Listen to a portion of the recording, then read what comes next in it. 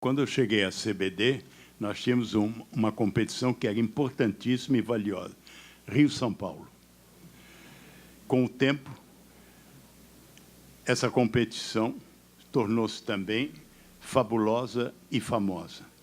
Mas o Brasil foi se desenvolvendo e o senhor não podia esquecer dos outros estados, dos outros clubes, dos outros jogadores, e assim criamos a Taça Brasil. Desde o início do século XX, já existiam competições interestaduais, como, por exemplo, o Torneio Rio-São Paulo. Mas apenas em 1959, a extinta Confederação Brasileira de Desportos, atual CBF, criou a Taça Brasil. O objetivo era indicar o representante do país na Libertadores. O Odir está fazendo uma pesquisa, um dossiê sobre a unificação dos títulos brasileiros a partir de 1959. Em 1960, seria criada a Copa dos Campeões da América, que seria a Taça Libertadores da América. O nome oficial era a Copa dos Campeões. Iriam entrar apenas clubes campeões de cada país. Seu marido mostra com orgulho que está na foto dos primeiros campeões da Taça Brasil. Nós jogamos contra o Norte, jogamos contra o Sul, jogamos contra o Santos e ganhamos. Na época, todo mundo considerou o Bahia campeão brasileiro. A torcida reconhece esse título como título, com o Bahia sendo bicampeão brasileiro. A própria torcida rival encara o Bahia, por exemplo, como bicampeão. Nós já temos sobre o nosso escudo as 2 estrelas de campeão brasileiro e assim os outros clubes também fazem, em sua maioria. Bahia foi campeão brasileiro. Contra o melhor time da época. O maior time do mundo. Santos era o melhor time do mundo. Pentacampeão da Taça Brasil em sequência, entre 61 e 65. Campeão do Roberto Gomes Pedrosa em 68. Uma máquina de jogar futebol. Comandada por um rei que, pelos critérios atuais, nunca foi campeão brasileiro. Nós estamos vendo aí um movimento muito grande para reconhecerem esses títulos, né? Eu acho que aí o Santos já merecia também ter o tratamento como Campeonato Brasileiro. Ah, não, mas o nome era outro. O nome, você se fixar no nome das coisas, Campeonato Brasileiro e Taça Brasil, você cai no vício da chamada nominação. Você acha que as coisas se distinguem pelo nome, não pelo conceito, né? E o conceito indica que o campeão brasileiro era o campeão da Taça do Brasil. Não é só uma questão de número de títulos dos clubes. É uma questão de você resgatar o período áureo do futebol brasileiro em que 3 Copas do Mundo foram ganhas em 4 disputadas. Com todos os jogadores em atividade no Brasil, titulares e reservas. Perfeito. Então, você olhar só, não, porque esse clube vai passar o meu e tal, é a visão do torcedor. Não, que é uma visão totalmente distorcida, pequena. Não dá para apagar o que foi feito antes de 71, numa época em que o Pelé jogou, por exemplo. Então, é preciso ter claro que não se trata de reinventar a história, mas de construí-la de maneira adequada. Em 1966 não havia outra competição nacional. Então a Taça Brasil era sim o campeonato brasileiro da época. E o Cruzeiro acabou ganhando naquela decisão histórica contra o Santos, de Pelé. Aliás, o Tostão reclama muito porque ele diz assim: Raul, como eu posso não ser campeão brasileiro?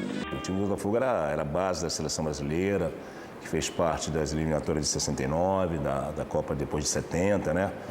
Então, essa Taça Brasil representava o Campeonato Brasileiro, né? A conquista da Taça Brasil significava que era o melhor time do Brasil, né? Toda a imprensa da época, os nossos queridos antepassados, há 50 anos atrás, Folha, Estadão, Jornal do Brasil, Globo... Tratavam como campeão nacional. O vencedor da Taça Brasil era o campeão brasileiro. Esse daí é a Folha de São Paulo. Nesse jogo em campo tinham 8 titulares da seleção e 3 reservas. E o Santos, com esse título, foi bicampeão brasileiro. A Folha está dizendo isso. O Estadão diz a mesma coisa. Você negar isso daí, você está negando o que a própria imprensa escreveu há 50 anos, né? E apagar o que foi glorioso. Você falar que o Pelé não ganhou título, que o Tostão, que o Garrincha nunca foi campeão brasileiro, quando disputavam torneios nacionais. É reparar um erro histórico se a CBF voltar atrás e corrigir. Parece que ela nunca foi. Ela nunca nem corrigiu nada. Nem errou. Ela tem uma chance de escrever melhor a história do futebol brasileiro. Era a nata do futebol brasileiro. Foi uma emoção muito grande e não sai da memória isso. Mickey era conhecido pela torcida como artilheiro paz e amor. Na época, eram as competições mais importantes que existiam no país, né? E quando o clube ganhava a Taça Brasil, era considerado campeão brasileiro. A forma de disputa, os times que disputavam e a importância que tinha esse campeonato é a que a gente tem hoje para o Campeonato Brasileiro. Reconhecê-los oficialmente, aquilo que já é do senso comum, da tradição oral e dos documentos pesquisados, é tarefa para alguém que escreve a história. O Santos, o Palmeiras, o Fluminense, o Botafogo, o Cruzeiro e o Bahia se sentem muito honrados em pleitear do presidente Ricardo Teixeira a oficialização das suas conquistas. Reconhecer o que foi feito não é desdouro, é uma obrigação. Nós ganhamos no campo, ganhamos contra equipes que, na verdade, são as mesmas equipes que jogam hoje. E é claro que é um passado, mas o passado faz parte do nosso futebol. O projeto de unificação dos títulos brasileiros de 1959 a 1970 nasceu através da formação de uma comissão permanente que durante esse período de 10 anos ela foi a responsável por contratar um pesquisador profissional e através de uma coleta bem apurada dos principais jornais da época, da mídia em geral, nós coletamos várias provas de que o período era de campeonato brasileiro. Tanto é que o campeão no período representava o Brasil na Libertadores da América. Então a gente quer recuperar a história sem nenhuma conotação política e para isso nós fazemos um pedido ao nosso querido presidente da CBF, Dr. Ricardo Terra Teixeira, para que ele estude com carinho esse pleito dos clubes e que se reconstitua a história do futebol brasileiro do período, com a adoção da unificação dos títulos brasileiros.